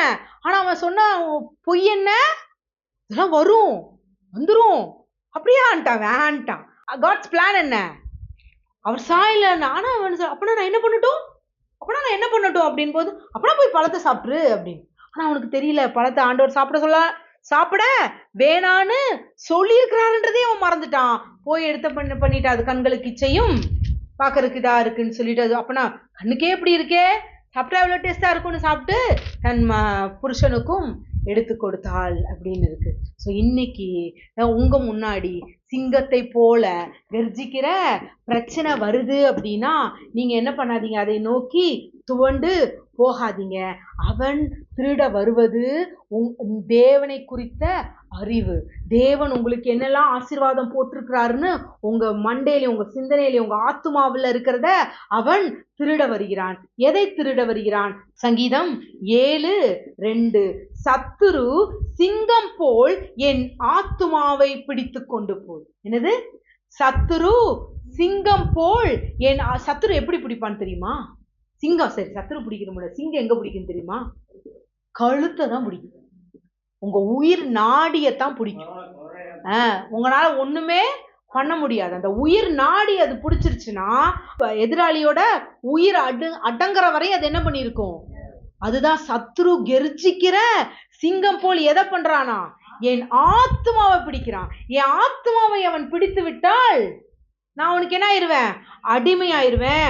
அதனாலதான் அவனுக்கு என்ன பண்ணுங்க, விலகி ஓடுங்கள் அப்படின்றான். அப்போ ஃபர்ஸ்ட் அவன் அட்டாக் பண்ண நினைக்கிறது எங்க, உங்கள் ஆத்மாவை. சோ நீதிமொழிகள் 4:23, ஏனென்றால் அதனிடத்திலிருந்து ஜீவ ஊற்று புறப்படுகிறது. உங்க ஆத்மால இருந்துதான் என்ன புறப்படுகிறது, ஜீவ ஊற்று புறப்படுகிறது. அவர் உங்கள் சுவாசத்தை ஊதி, அவர் தம்முடைய சுவாசத்தை ஊதி உங்களை என்ன ஆக்கி இருக்கிறாரு, ஜீவ ஆத்மாவாக்கி இருக்கிறார். அந்த ஜீவ ஆத்மாவிலிருந்து தான் என்ன ஊறுது, ஜீவ ஊற்று புறப்படுகிறது. அவனுக்கு தெரியும் இந்த ஆத்மா ஜீவ ஊற்றினால் நிரப்பப்பட்டுட்டா இவனை ஒண்ணுமே பண்ண முடியாதுன்னு. சோ அவன் உங்களை வந்து தாக்குற இடமே என்னது, உங்க ஆத்துமா, உங்க சிந்தனை. உங்க சிந்தனைய ஆண்டவரை குறித்த அறிவு வராம தடுத்துட்டா போதும், அவன் உங்களைய ஆளுகை செய்யலாம். ஆனா இன்னைக்கு கிறிஸ்து நம்மோடு கூட இருக்கிறபடியால், அவர் என் ஆத்மாவை நங்கூரமாய் இருக்கிறபடியால், நான் போய் நிக்கிற இடம் எது என்பதை அவர் எனக்கு காண்பிக்கிறவராய் இருக்கிறார். ஆமென், ஆமென். அதனால நம்ம எப்படி இருக்கணுமாமா, தெளிந்த புத்தியுள்ளவர்களாய் இருங்கள், விழித்திருங்கள். உங்கள் எதிராணியான பிசாசானவன் என்று வகை தேடி சுற்றி திரிகிறான். அவ்வளவுதான். நீங்க நல்லா புரிஞ்சுக்கோங்க. அவன் சுற்றி தான் தெரிய முடியும், உங்களை சுத்தி தான் வர முடியும். நீங்க எப்போ என் ஆத்துமா ஜீவ ஊற்றினால் நிரப்பப்பட்டிருக்கு, என் ஆத்துமா தேவனுடைய வார்த்தையினால் நிரப்பப்பட்டிருக்கு, என் ஆத்துமா தேவனுடைய வார்த்தையினால் நிரப்பப்பட்டிருக்கு அப்படின்ற அந்த அறிவு வரும் பொழுது அவன் என்ன பண்ணலாம், உங்களை சுத்தி தான் திரிய முடியும். யாரை விழுங்குவான், யாரை அவன் பற்றி கொள்ளுவான், இந்த அறிவு இல்லாத போதுதான். சோ இன்னைக்கு இந்த அறிவு நமக்குள்ள வரும் பொழுது அவன் நம்மள இது பண்ணவே முடியாது. பாருங்க, இப்போ ஒரு சிங்கத்துக்கு இவ்வளவு பெரிய ஸ்டோரி யார் சொல்றா? அவன் சொல்றான், சிங்கத்தை கர்ஜிக்கிற சிங்கம் இப்படி இருந்துச்சு, நான் அதை பிடித்து கொண்டேன், இவன் எம்மாத்திரம். சோ கர்ஜிக்கிற சிங்கத்தின் கையில் உங்களை ஒப்பு கொடுக்கிற தேவன் அல்ல. உங்களை என்ன பண்ணுவாரு, உங்களை கர்ஜிக்கிற சிங்கம் போல கம்பீர செய்கிற தேவன். சங்கீதம் 35:27. என் நீதி விளங்க விரும்புகிறவர்கள் கம்பீரித்து மகிழ்ந்து தமது ஊழியக்காரனுடைய சுகத்தை விரும்புகிற கர்த்தருக்கு மகிமை உண்டாவதாக என்று எப்போதும் சொல்ல கடவோம். சோ அவர் நம் தேவன் எப்படிப்பட்ட தேவன்? நம் சுகத்தை விரும்புகிற கர்த்தர். நீங்க நோய்வாய்ப்படணும், நீங்க கடன் படணும், வறுமையா இருக்கணும், நீங்க கவலையோட இருக்கணும், அதெல்லாம் விரும்புகிற கர்த்தர் அல்ல. அவர் உங்கள் சுகத்தை விரும்புகிற கர்த்தர். நீங்கள் ஐஸ்வர்யவானாய் இருக்க விரும்புகிற கர்த்தர். சோ நான் கர்த்தர் போது என் அப்பாடா, என் அப்பா, என் சுகத்தை விரும்புகிற ஏன் அப்பா. சொல்லுவோமா ஒரு கன்ஃபெஷன், ஏன் அப்பா நான் கஷ்டப்படணும், அடிக்கப்படணும், நொறுக்கப்படணும், கடன் படணும் என்று விரும்புகிறவர் அல்ல, என் சுகத்தை விரும்புகிற ஏன் அப்பா என்னோடு கூட இருக்கிறார். ஆமென், ஆமென். அப்போ இப்படியாக எம்மாத்திரம் அந்த பெலிஸ்தன் எம்மாத்திரம் அப்படின்னு சொல்லி போறான். போகும் பொழுது எப்படி வீழ்த்துகிறான் அவனை? ஒரு தடி, ஒரு கவனு, ஒரு கூழாங்கல். அடுத்த நிறைய பேர் சொல்றாங்க 5 கூழாங்கல்ன்றது 5 கிருபை எடுத்துக்கொண்டு இது பண்ண போறாங்க. அந்த வெளிப்பாடெல்லாம் உங்களுக்கு தெரியும்னு நினைக்கிறேன். ஸோ ஒரு தடி, ஒரு கூழாங்கலும் ஒரு கவன் எடுத்துட்டு போறான். கவனும் கூழாங்கலும் உள்ள இருக்குது, கையில என்ன இருக்கு? தடி இருக்குது. இந்த தடி யார் பாக்குறா? கோலியாத் பாக்குறான். கோலியாத் பார்த்து என்ன சொல்றான்? கோலோட வந்தோன்னு என்ன சொல்றான்? நான் என்ன நாயா? என்ன கேக்குறான்? நான் என்ன நாய்? அவன் சொல்லவே இல்லை. தாவீது எங்க சொல்றான் நீ நாயின்னு? சொல்லவே இல்லை. ஆனா அவனுக்கே அவனை பார்த்தா எப்படி இருக்கு? நான் என்ன நாயா அப்படின்றான். ஆக்சுவலி நாய் அப்படின்றதுக்கு மாம்ச பலன் அர்த்தம். நாய் தன்னுடைய மாம்ச பலன்ல இது பண்ணும். ஆனா இவன் யாருடைய பலத்துல போறான்? தாவீது தேவ பலத்துல போறான், ஆவிக்குரிய அந்த பலத்துல போறான். பிலிப்பியர் 3:2. நாய்களுக்கு எச்சரிக்கையாயிருங்கள், பொல்லாத வேலையாட்களுக்கும் எச்சரிக்கையாயிருங்கள். அது ஒரு வருஷம் 3:2. ஸோ நாய்களுக்கு எச்சரிக்கையா இருங்கள். நாய் அப்படின்னு சொல்லும் பொழுது எதுக்கு நாய் எச்சரிக்கையா இருக்கணும்னு அங்க சொல்லணும்? அவரு ரோட்ல நாய் போகும், நாய்க்கு எச்சரிக்கையா இருந்தா சொல்றாரு இல்ல. நாய் என்பது மாம்ச பலனை குறிக்கிறது. ஸோ உங்க மாம்ச பலனுக்கே நீங்க ஒண்ணு முயற்சி செஞ்சாலும் உங்க மாம்ச பலனுக்கும் நீங்க என்னவா இருங்க? எச்சரிக்கையா இருங்க. உங்க சுய முயற்சியில எதையும் செய்யாதிருங்கள் அப்படின்றதுக்கு தான் அங்க அந்த வார்த்தை சொல்லப்படுது. ஸோ அப்போ நான் நாய்களுக்கு எச்சரிக்கையா இருக்க வேண்டும். ஸோ என் மாம்ச பலனுக்கு, மற்றவர்களுடைய மாம்ச பலனுக்கும் சரி, என்னுடைய மாம்ச பலனுக்கும் சரி நான் எச்சரிக்கையா இருக்க வேண்டும் அப்படின்ட்டு அதுக்கான தீர்வை பிலிப்பியர்லயே அங்க சொல்லப்படுது. ஸோ நான் எந்த பலத்திலே போனா, நான் மாம்ச பலத்துல போக கூடாதுன்னா நான் எந்த பலத்திலே போய் எதை வெற்றி அடையணும்னு பிலிப்பியர்லயே சொல்லப்படுது. பிலிப்பியர் 4:13. என்னை பலப்படுத்துகிற கிறிஸ்துவினாலே எனக்கு பலன் உண்டு. சோ என்னுடைய கடின உழைப்பு அல்ல, கர்த்தருடைய பலன் எனக்கு எல்லாவற்றையும் செய்ய எனக்கு பலன் உண்டு. சோ என் மாம்ச பலனாகிய அந்த நாய்க்கு நான் எச்சரிக்கையா இருந்துட்டு நான் என்ன பண்ணணும்? எதுல செயல்படணும்? ஆவியிலே செயல்படணும். கர்த்தருடைய வார்த்தையின்படி நான் செயல்படணும். பெலிஸ்தன் தாவீதை பார்த்து என்ன சொல்றான்? அசட்டை பண்றான். அவனை பார்த்து என்ன பண்றான்?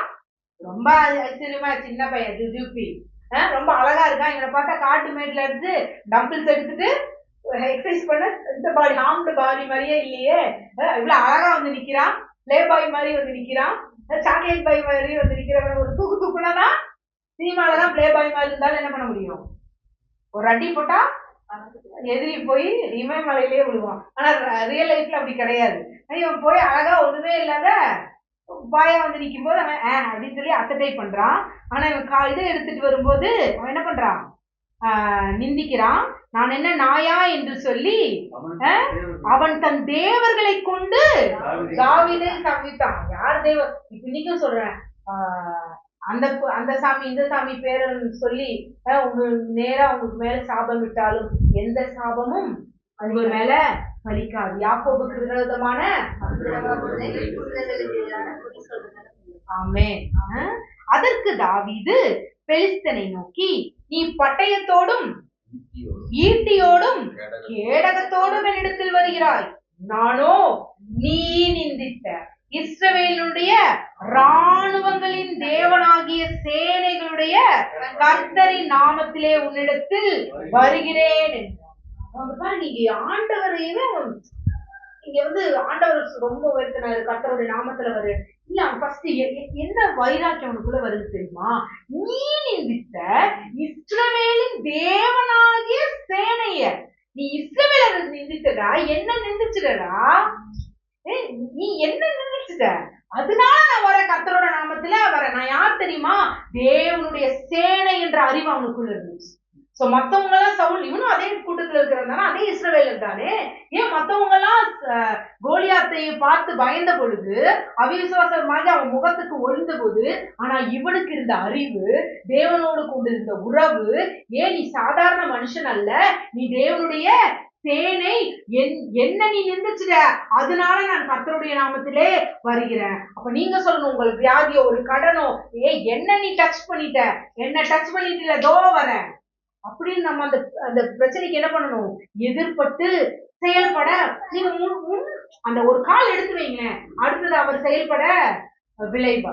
நீங்க அந்த வார்த்தைக்கு கீழ்படுத்தா போதும். ஃபர்ஸ்ட் நீங்க தூங்காதீங்க, உங்களை தெளிந்த புத்தியவர்களாய் வெளித்தெழுங்க. இந்த பிரச்சனை வந்துச்சு, இதுல நான் அவ்வளவுதான் ஆளு அவுட்டுன்னு மட்டும் என்ன பண்ணிடாதீங்க, நினைச்சிடாதீங்க. டாக்டர் சொல்லலாம், உங்களை சுத்தி இருக்கிறவங்க என்ன வேணா சொல்லலாம், ஆனா நீங்க ஒன்னே ஒண்ணு சொல்லுங்க, என்னையா நிந்திக்கிற, நான் தேவனுடைய சேனையா இருக்கிறேன். அவன் சொல்றான், நான் கர்த்தருடைய நாமத்தினாலே வருகிறேன்னு சொல்லி. இன்றைய தினம் அடுத்த வார்த்தை என்ன சொல்றான், இன்னைக்கு இல்ல நாளைக்கு இல்ல, இன்றைய தினம் உன்னை என் கையில் ஒப்பு கொடுப்பார், நான் உன்னை கொன்று உன் தலையை உன்னை விட்டு வாங்கி பெலிஸ்தருடைய பாளையத்தின் பிணங்களை இன்றைய தினம் ஆகாயத்து பறவைகளும் பூமியின் காட்டு மிருகங்களுக்கும் கொடுப்பேன். அதனால் இஸ்ரவேலில் தேவன் ஒருவர் உண்டு என்று பூலோகத்துக்கு எல்லாம் அறிந்து கொள்வார்கள் என்றார். அடுத்த வசனம் சொல்றான், கர்த்தர் பட்டயத்தினாலும் ஈட்டினாலும் ரட்சிக்கிறவர் அல்ல என்று இந்த ஜனக்கூட்டம் எல்லாம் அறிந்து கொள்ளும். யுத்தம் கர்த்தருடையது, அவர் உங்களை எங்கள் கையில் ஒப்பு கொடுப்பார். யாருடைய யுத்தம் இது, கர்த்தருடைய யுத்தம். அப்போ உடனே யாருக்கு கோவம் வருது, பெலிஸ்தனுக்கு கோவம் வருது. அப்பொழுது அந்த பெலிஸ்தன் எழும்பி தாவீதுக்கு எதிராக கிட்டி வருகையில் தாவீது தீவிரமாய் அந்த சேனைக்கும் அந்த பெலிஸ்தனுக்கும் எதிராக ஓடி. உங்களுக்கு நம் எதிராக ஒரு பிரச்சனை வரும் பொழுது அந்த பிரச்சனையை பார்த்து நீங்க பயந்து பின்னிட்டு ஓடுவதில்லை, அந்த பிரச்சனைக்கு எதிராக ஓட வேண்டும். உங்களுக்கு வசனம் சொல்லுது 6:14, சத்தியம் என்னும் கச்சையை உங்கள் அறையில் கட்டினவர்களாயும் நீதி என்னும் மார்க்கவசத்தை தரித்தவர்களாகவும் சமாதானத்தின் சுவிசேஷத்திற்குரிய ஆயத்தம் என்னும் பாதரட்சையை கால்களிலே தொடுத்தவர்களாயும் பொல்லாங்கன் எய்யும் அக்கினி ஆஸ்திரங்களை எல்லாம் அவித்து போடத்தக்கதாக எல்லாவற்றிற்கும் மேலாக விசுவாசம் என்னும் கேடகத்தை பிடித்துக் கொண்டவர்களாகவும் நில்லுங்கள். ரட்சண்யம் என்னும் தலைச்சீராவையும் தேவ வசனமாகிய ஆவியின் பட்டயத்தையும் எடுத்துக் கொள்ளுங்கள். முக்கியம், தேவ வசனமாகிய ஆவியின் பட்டயம். அவன் உங்களுக்கு எதிராக உனக்கு வியாதி வந்துருச்சு, உனக்கு கடன் வந்துருச்சு அப்படின்னு சொல்லும்போது, வியாதி வரும்போது நீங்க என்ன வசனத்தை சொல்லலாம், நோய்களை அவர் சுமந்து கொண்டார். அப்புறம் கடன் தொல்லை வந்துருச்சுன்னா என்ன சொல்லலாம்? கடன் கொடுப்பேன், நான் கடன் வாங்காதிருப்பேன். அப்புறம் வேற என்ன பிரச்சனை சொல்லுங்க? தீவிரமா எப்படி போகணுமாமா? தீவிரமாய் போய் அடிச்சு தகர்க்கணும். சோ இதுக்கு நீங்க வேற எதுக்காச்சும் கோல் கத்தியோட யுத்தம் செய்யணுமா? ஒண்ணுமே இல்ல, வார்த்தை. கோலியாத்தை பார்த்து இது பண்ணிட்டு. ஆனா இவனோ தேவ வார்த்தையில, தேவ பலன்ல ஒரு கூழாங்கல் எடுத்து ஒரே போடு மண்டையில போட்டு ஆன் த ஸ்பாட் என்ன ஆயிடுச்சு? ஆளு காலி. ஆளு காலியானது மட்டும் இல்ல, எதிரியை யார வச்சே கொள்றான். இவங்கிட்டதான் பட்டையை ஈட்டி இல்ல. அவன் என்ன சொன்னான்? நான் உன் கழுத்தை அழுத்து தனியா கொண்டு வருவேன்னு சொன்னானா இல்லையா? அத தாவீது செய்யணுமா இல்லையா? அவன்கிட்ட தேடுறான். கத்தி உள்ள ஒண்ணும் இல்ல. ஆனா யாரோட கத்தியவே எடுக்கிறான்? கோலியாத்து கொண்டு வரான் அந்த கத்தி. அந்த கோலியாத்து கொண்டு வர கத்தியோட ஆழம் அகலெல்லாம் நீங்க பாத்தீங்கன்னா தெரியும். அதை எடுத்துட்டு சத்த நடத்துட்டு என்ன பண்றான்? அவனுடைய தலையை உருவ கொண்டு வருகிறான். சோ இப்படிதான் தேவன் உங்களுக்கு எதிரியாக இருக்கிற பிரச்சனைய பார்த்து நீங்க பயப்படவே தேவையில்லை. கர்ஜிக்கிற சிங்கம் யாரை விழுங்கலான்னு தான் முன்னாடி வரலாம். ஆனா நீங்க என்ன பண்ணுங்க? வார்த்தை என்னும் அந்த பட்டயத்தால நீங்க அடிக்கும் பொழுது அவனோட தலையை நீங்க நசுக்க வேண்டாம். அவன் ஒரு என்னது ஆயுதம் வச்சிருப்பான். அந்த ஆயுதத்தை கொண்டே அவனை நீங்கள் நசுக்கி விடலாம். இப்ப இன்னைக்கு ஒரு முடிவெடுங்க.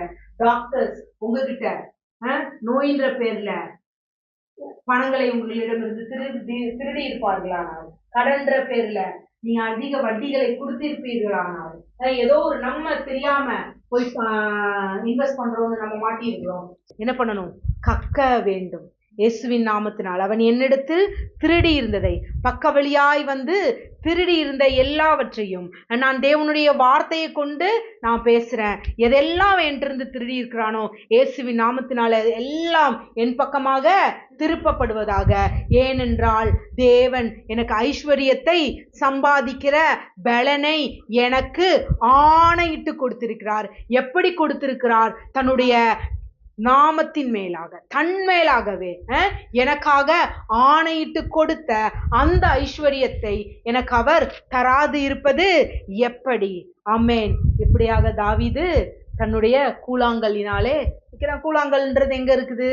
ஆத்துல இருக்குதுன்றாங்க. ஆறு தண்ணீர்ன்றது வசனம். தண்ணீர்ன்றது என்னது? வசனம். சோ இந்த கூழாங்கல் எதால அடிக்கப்பட்டுட்டே இருந்துச்சு?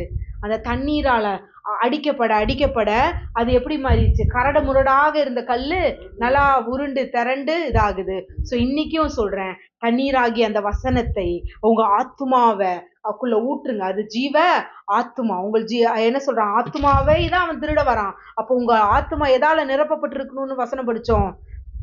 அது ஜீவ தண்ணீர் புறப்படுகிற இடம். சோ அங்க ஜீவ தண்ணீர் புறப்பட வேண்டும் என்றால் அந்த வசனமாகி அந்த தண்ணீர் உங்களுக்குள் அடிப்பட நீங்கள் செதுக்கப்படுவீர்கள். உங்களுக்கு எதிராக வருகிற பிரச்சனைய நீங்களே என்ன பண்ணுவீங்க? அந்த வார்த்தை என்ற அந்த அக்கினி ஆயுதத்தை கொண்டு நீங்க வெற்றி சிறக்க உங்களால் முடியும். வெற்றி சிறக்கிறதுக்கு செய்ய வேண்டிய ஒரே வேலை தேவனுடைய வார்த்தையை விசுவசிப்பது. சரி, நான் எங்க தொடங்கினேன்? தாவீது கிட்ட தொடங்கினேன். சோ தாவீது ஒரு கோலியாத்து தான். இன்னைக்கு நமக்கு ஒரு கோலியாத்து மாதிரி தான் பிரச்சனை இருக்கலாம். ஆனா அதை எப்படி வீழ்த்துவதுன்றது என்று தெரியாம இருந்திருக்கலாம். இன்னைக்கு உங்களுக்கு ஒரு ரகசியத்தை சொல்றேன். வார்த்தைக்குள்ள உங்களை ஊற ஒப்பு கொடுங்க. நீங்க ஊற அது தானாக உங்களுக்கு முந்தி ஏற்படும்.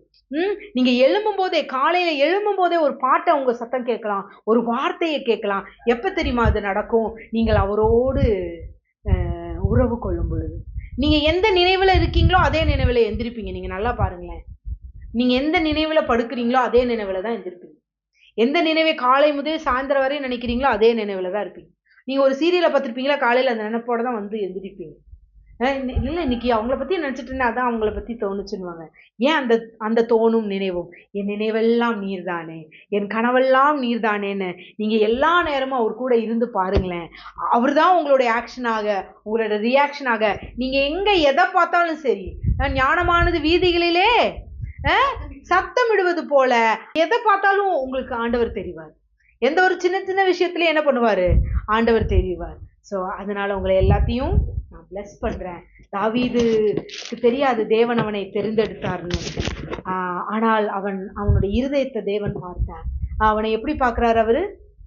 அவன் அவன் என் இருதயத்திற்கு ஏற்றவன், அவன் உத்தமன், உங்கள் எல்லோருக்கும் தோழனாய் இருப்பான்னு சொல்லி. இன்னைக்கு உங்களையும் தேவன் அப்படிதான் பார்க்கிறாரு. தன் சொந்த ரத்தத்தை கொடுத்து உங்களை என்ன பண்ணாரு? மீட்டெடுத்தார். என்னை சிநேகிதனே, இது முதற்கொண்டு நீங்கள் என்னுடைய சிநேகிதராய் இருப்பீர்கள் என்று நம்மளை தன் சிநேகிதனாக ஏற்படுத்தி கொண்டவர்.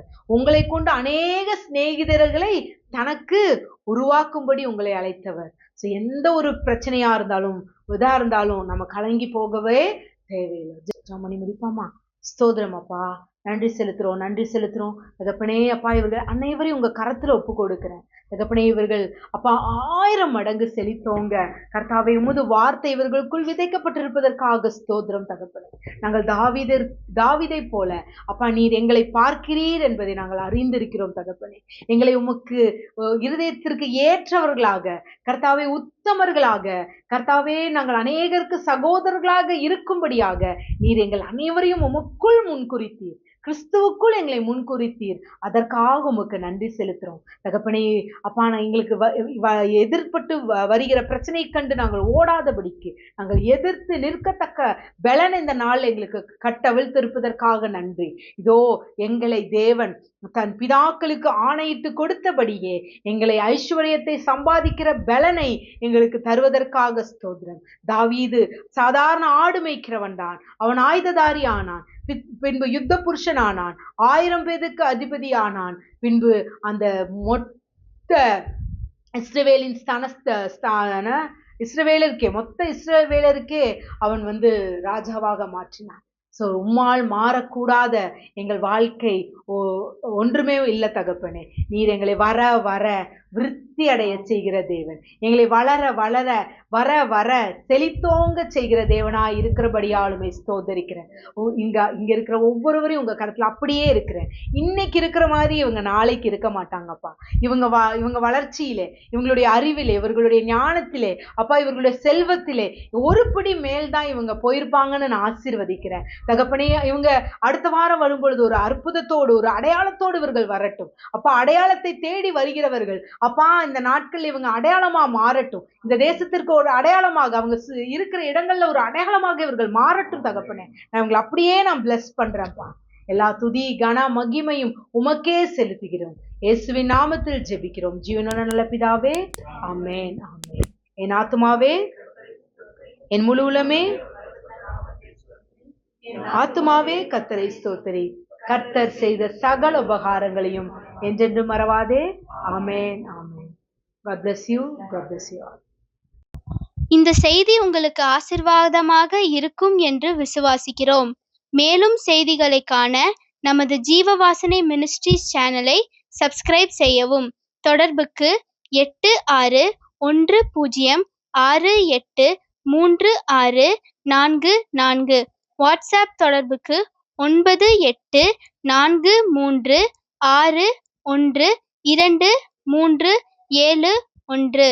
கர்த்தர் உங்களை ஆசீர்வதிப்பாராக.